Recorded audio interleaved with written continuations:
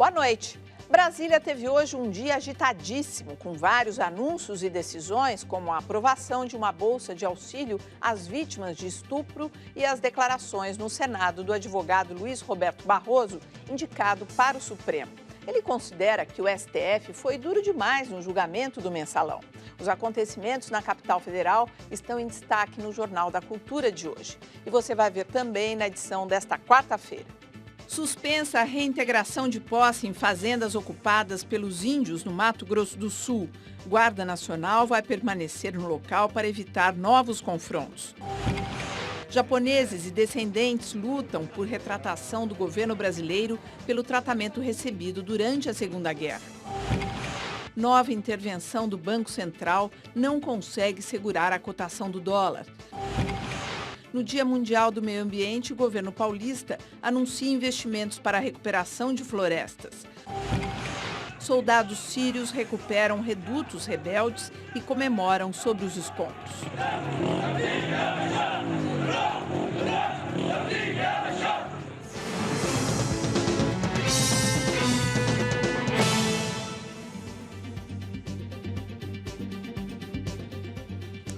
Nossa bancada tem hoje a professora de História Árabe da USP, Arlim Clemcha, e o cineasta Cristiano Burlan. E no site do CEMAIS você encontra a segunda tela com informações adicionais dos temas tratados aqui. Japoneses que vivem no Brasil pedem a investigação e retratação do governo sobre os casos de violação dos direitos humanos contra os imigrantes na época do Estado Novo. Uma história pouco conhecida.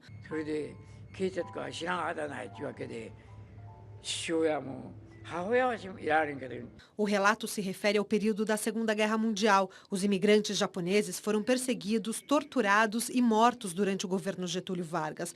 Muitos ficaram confinados no presídio da ilha de Anchieta, no litoral de São Paulo. Um passado esquecido durante várias gerações de descendentes e que vem à tona agora com o trabalho deste sansei, ou neto de japonês. O japonês era tido como um inimigo. Até porque o Japão, junto com a Alemanha e a Itália, eram os países do eixo. E o Brasil se aliou aos Estados Unidos. Mário criou o projeto Abrangências, que quer resgatar essas histórias para a memória da cultura nipo-brasileira. Ele também pede que a Comissão da Verdade da Assembleia Legislativa investigue os casos de violação dos direitos humanos cometidos contra os imigrantes da Terra do Sol Nascente. Eles tinham um método que eles colocavam a bandeira japonesa no chão. E se o sujeito não pisasse, ele era preso. Então, era um método cruel, de humilhação, para você, vamos dizer, selecionar quem era preso e tudo mais. No total, 14 casos foram encaminhados à comissão. Um deles, Terezinha se lembra bem. Ela tinha 12 anos e morava em Pompeia, no interior paulista, quando viu um amigo da família ser levado por policiais. Aí, de repente, veio a notícia que ele ficou ruim e morreu. Terezinha era corajosa, levava comida e informações aos japoneses presos. A mensageira secreta era uma menina de 12 anos, que era eu.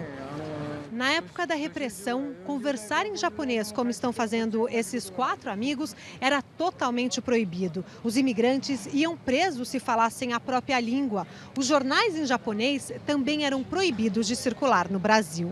Hoje, quase 70 anos depois do fim da Segunda Guerra, esses encontros são comuns no bairro da Liberdade, em São Paulo. O Brasil tem a maior comunidade nipônica fora do Japão. Entre imigrantes e descendentes, são mais de 1,5 milhão de pessoas. Nenhum deles quer indenização pelos crimes do passado, apenas uma retratação pública do governo do país onde escolheram viver.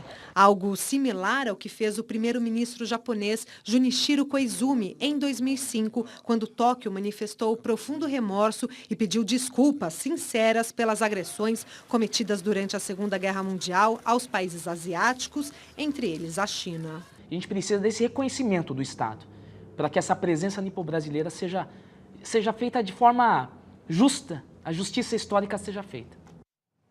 É interessante, eles não querem dinheiro, eles querem uma retratação, uma justiça retroativa, vamos dizer assim. Por que isso é tão importante? Ainda mais assim, quando é surpreendente esse documentário, porque a gente sempre vê, né, os japoneses, especialmente as mulheres mais submissas, é um povo mais recatado, e eles, né, terem passado por isso.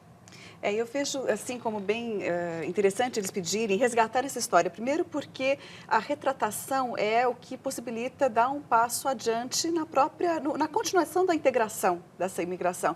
E falando de integração, o que me chama a atenção aqui no Brasil é que nós olhamos no nosso dia a dia, né, corriqueiramente, para japoneses e outras comunidades imigrantes como brasileiros. Não olhamos como... por isso a gente não fala tanto em multiétnico, né? Um país multiétnico. O Brasil é formado por várias etnias, mas são todos brasileiros. Não é como o que a gente vê, por exemplo... é como a gente vai morar muitos Canadá, anos em outra... por exemplo. Você sempre vai ser estrangeiro. Você sempre vai ser estrangeiro, É disso que você está falando. É disso que eu estou falando. Quer dizer, ninguém olha para um descendente de japoneses no Brasil e diz, ele é japonês, mas está no Brasil. Ele é brasileiro e ele fez parte da formação do Brasil. Agora, para ele realmente ter uma certeza do seu lugar dentro do Brasil, essa reparação é importante, né, para poder seguir adiante. Essa volta para o passado, é impossível entender o que nós somos hoje sem uma percepção do passado, né? E talvez pode parecer pouco um pedido de desculpas, né? Parece muito pouco, mas para essas pessoas que passaram por isso, foram humilhadas e torturadas, isso é de uma extrema importância. Não, e ali você está vendo um descendente, não é? Nem foi ele que participou dessa situação, quer dizer, foi vítima dessa situação. Pode parecer pouco para a gente, mas tem vários casos em que o que mais se exige é uma reparação verbal, ou seja, um reconhecimento. O reconhecimento é muito importante porque ele permite colocar o fato na história e não apagar. Como foi na África do Sul, né? Como foi na África do Sul, como acontece também em relação a tantos povos ao redor do mundo. Ou seja, reconhecer, registrar, integrar no relato histórico nacional. Isso é muito importante. E a importância do cinema também nisso, né? Pois é, quanto que um documentário, aí é bem a tua área, quanto que um documentário pode mexer com as pessoas nesse sentido? Porque o documentário, ele ainda não é no cinema o que atrai grandes bilheterias e tudo mais. Hoje, como é que você avalia essa situação? Não, o documentário brasileiro vive um boom, principalmente a partir de uns anos para cá, pela democratização dos meios de produção. Né? Mas eu acho que o cinema, antes de mais nada, ele é um instrumento de precisão para se decifrar o mundo. Eu, como realizador, não vejo diferença entre documentário e ficção. O que me interessa é filmar a vida. Mas é um instrumento, o audiovisual hoje em dia é um instrumento para se entender esse mundo em que vivemos.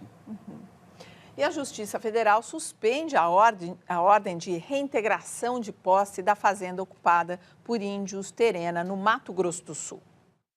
Cerca de 50 homens da Força Nacional chegaram pela manhã ao Mato Grosso do Sul.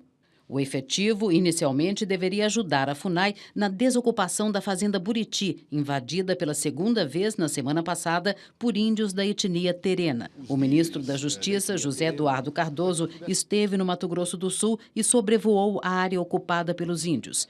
Ele conversou com manifestantes da Marcha pela Demarcação de Terra, organizada após a morte do índio Osiel Gabriel no confronto com a polícia na fazenda Buriti. A Força Nacional ela não veio especificamente para cumprir ordem de reintegração da fazenda A, B, C, não. Ela veio do governo do Estado para atuar junto e sob o comando da Secretaria de Segurança Pública do Estado no evitar conflitos. Ontem, outro índio, Josiel Gabriel Alves, primo de Osiel, também foi baleado próximo à fazenda São Sebastião. Internado na Santa Casa da capital, ele não corre risco de morte, mas os médicos informaram que ele pode ter sequelas neurológicas. A região onde está a fazenda Buriti, em Sidrolândia, é considerada terra indígena pela FUNAI.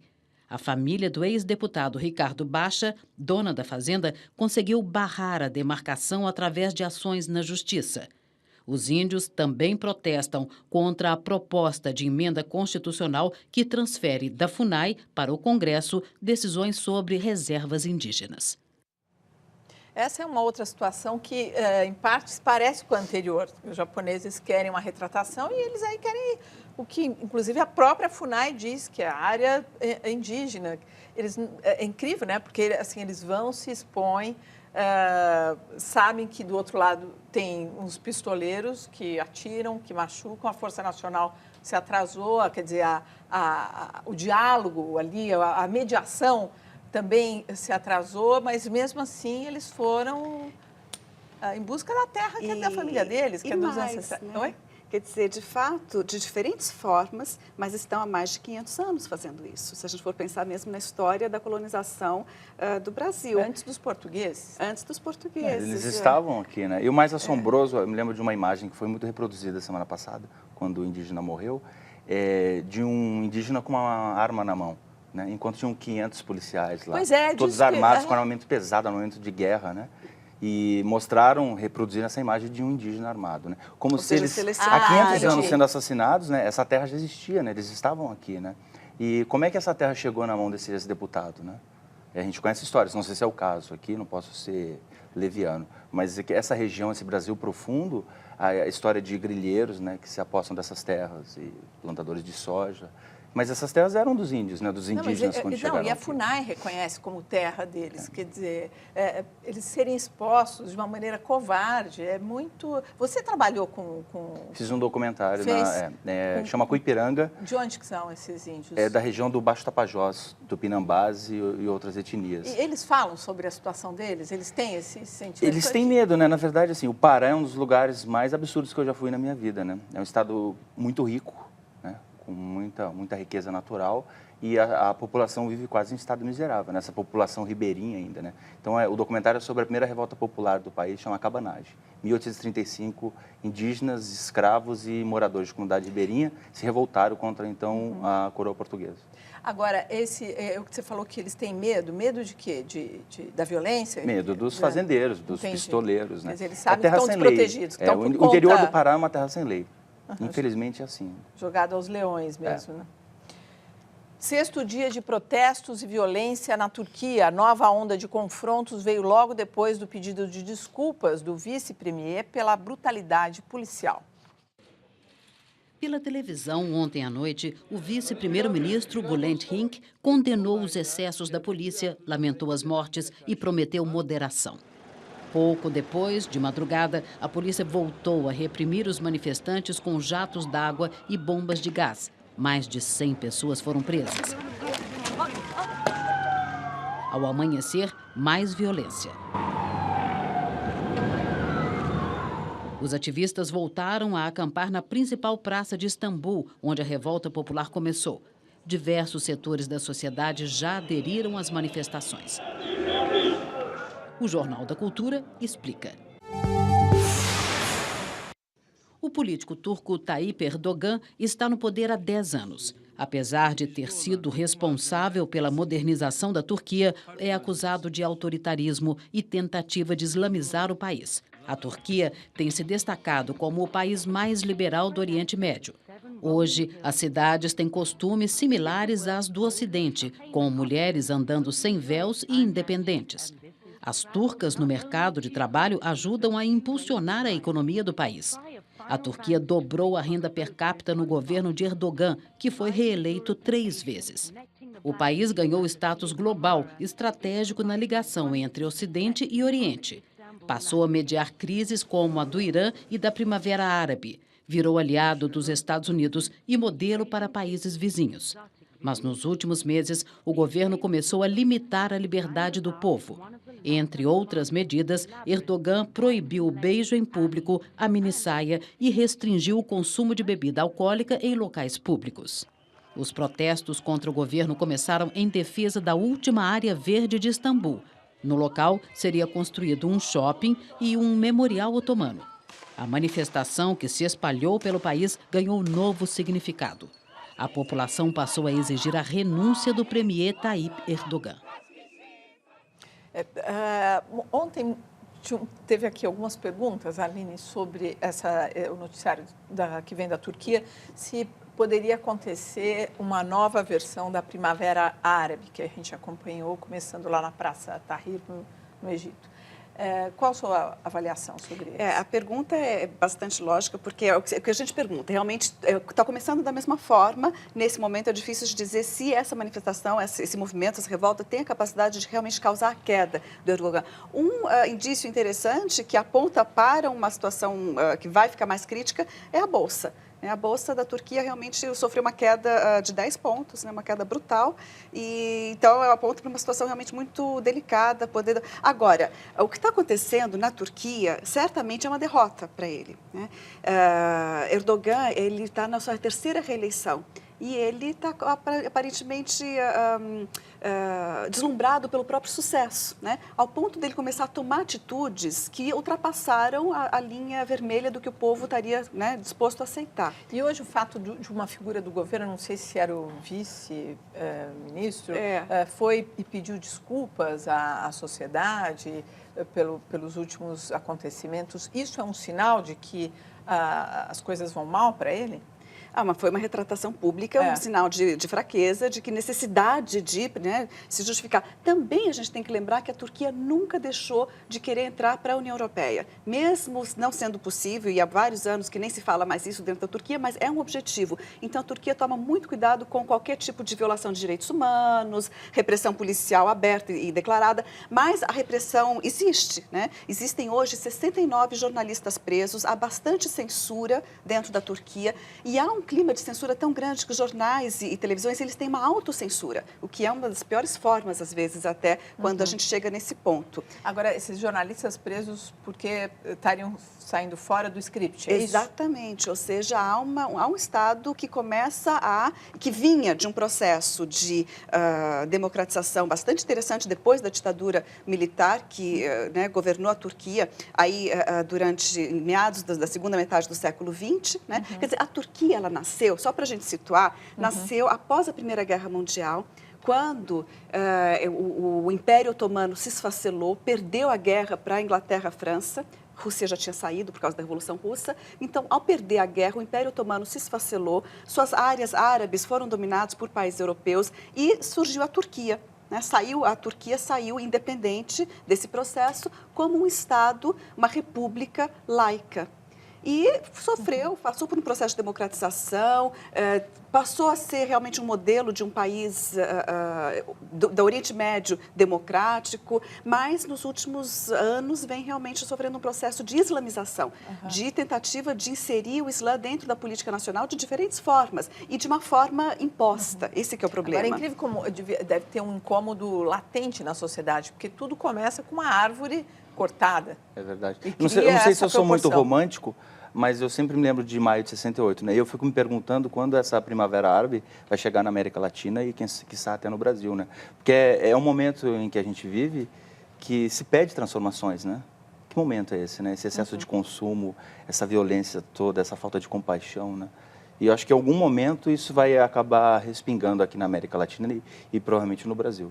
Agora, realmente, esses movimentos japoneses, ou imigrantes, desculpa, né, descendentes da imigração japonesa, indígenas, diversos movimentos, eles vêm, a Comissão da Verdade vem mostrar para a gente que realmente nosso processo de democratização tem realmente reparos a serem feitos, vários. Então, a gente tem mesmo muito em comum. A gente pensa que não, mas tem muito em comum com a primavera ou, né? E essa questão do beijo, qual é o problema com o beijo, né?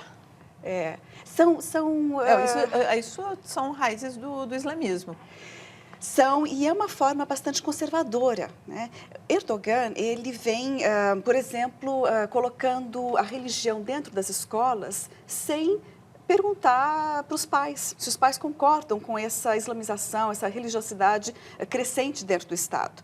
Isso a população está estranhando, está dizendo não queremos. E é muito interessante, o telespectador que fez a pergunta, isso no contexto da Primavera Árabe, porque as revoltas árabes, elas levaram, principalmente Egito e Tunísia, a governos islâmicos, comandados pela Irmandade Muçulmana. Você está dizendo que tem uma coincidência aí? Não, tem um movimento contrário. Porque enquanto que nesses países árabes surgiram governos islâmicos que veem a Turquia como modelo de um Estado que consegue ser laico, mas conjugar religiosidade, na Turquia a população está dizendo, mas nós não queremos um Estado islâmico. Nós não queremos o Islã dentro da política. Então, quando a Turquia começa a dar sinais de que pode colocar o islamismo, a a insurgência, vamos dizer assim, começa Perde também... sua principal bandeira, né? Com Que era um certeza, modelo. isso que eu tô falando, isso essa coincidência. coloca, não, exato, não, e a coincidência, de fato, a maior delas é entre as populações, porque os jovens nas ruas da Turquia coincidem absolutamente com os jovens na rua do Egito e da Nossa. Tunísia que não querem um Islã na política. Mas eu não vou muito longe, desculpa. Não, esse assunto é super interessante, a gente se empolga aqui, mas a gente tem que ir adiante, tá? Ok.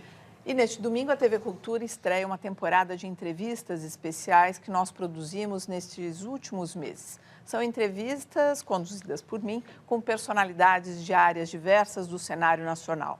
O diferente desse projeto é que o roteiro é baseado na trajetória de vida de cada convidado. E a partir dessa trajetória, a gente tem aí a oportunidade de revisitar fatos históricos do Brasil e também do mundo.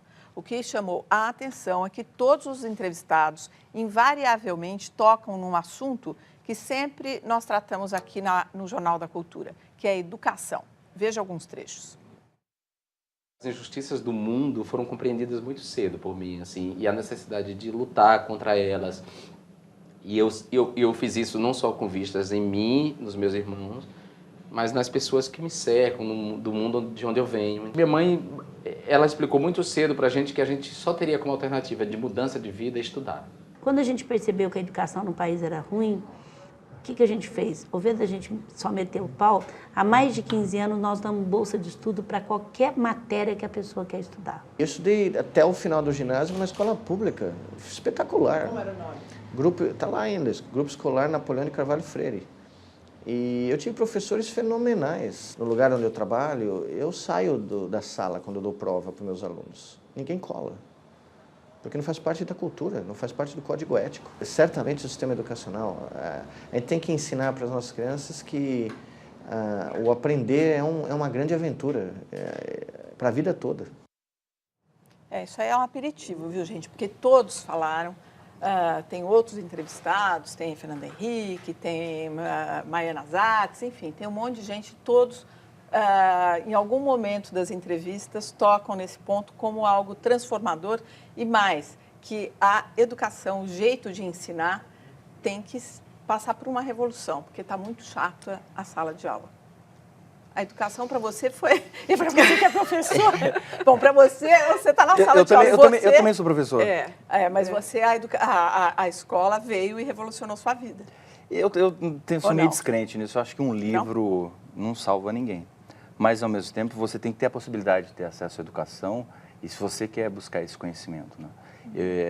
Eu vou ser um pouco demagogo agora, né? É triste olhar o jornal e ver esses políticos pensando em construir mais cadeias, em vez de pensar em mais escolas ou que a população tenha acesso a uma educação, né? Uma educação de qualidade. É triste um pouco isso. A escola como caminho para... Né? É um Estado que só pensa em condenar, em julgar, em aprisionar. Ou seja, fazer alguma coisa depois do estrago. Não, claro, a educação é o que essas entrevistas realmente estão mostrando, pelo que a gente viu. Né? É uma base, e uma base que já tivemos. A escola pública nós já tivemos de qualidade. O Miguel Nicolelli, gente, que é um baita de um cientista, estudou em escola pública. E eram as melhores, né? Realmente, e esse processo não para, porque ao invés de melhorar a escola pública, nós estamos caminhando para parece ser um problema com a escola superior, né? O ensino superior.